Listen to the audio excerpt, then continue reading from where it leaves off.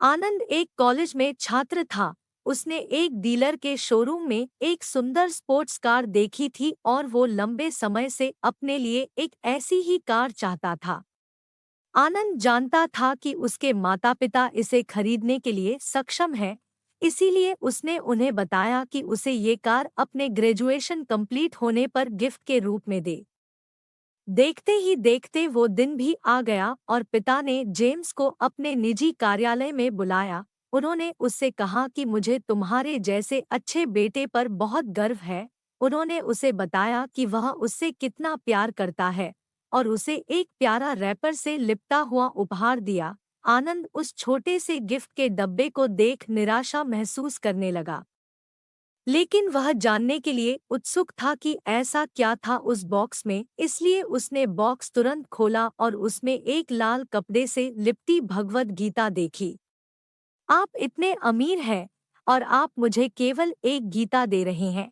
काफी गुस्से से अपने पिता पर वो चिल्लाया और अपनी नाराजगी और गुस्से के वश में आकर आंडब ने ना आव देखा ना ताव तुरंत घर छोड़ दिया। काफी साल बीत गए। आनंद अब एक सफल व्यवसायी बन गया था। वह अपने जीवन में खुश था। उसकी शादी हो चुकी थी और उसके 2 बच्चे थे।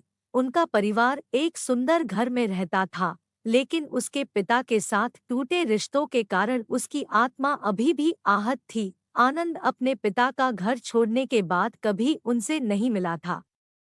आनंद को उस दिन के बाद अपने पिता को ना मिलने का पछतावा हमेशा रहने वाला था, क्योंकि एक दिन उस एक पत्र मिला जिसमें उसके पिता के निधन की खबर थी और साथ ही ये बताया गया था कि उन्होंने अपने जीवन भर की पूंजी वसीयतनामा के अनुसार अब आनंद के नाम कर गए थे। अपने पिता की सारी संपत्ति विरासत में मिली। तब आनंद अपने पिता के घर पहुंचा और कुछ महत्वपूर्ण कागज की तलाश करने लगा और गलती से उसे वहीं भगवद गीता का उपहार लिपटा हुआ मिला, जिसे देख उसे फिर उसी उदासी का एहसास हुआ।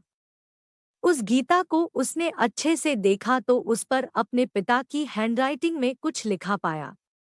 उस पर लिखा था, मैं खुद को बेचकर भी हर सपना पूरा करूंगा तेरा, बस तू सपने जरा बड़े देखना।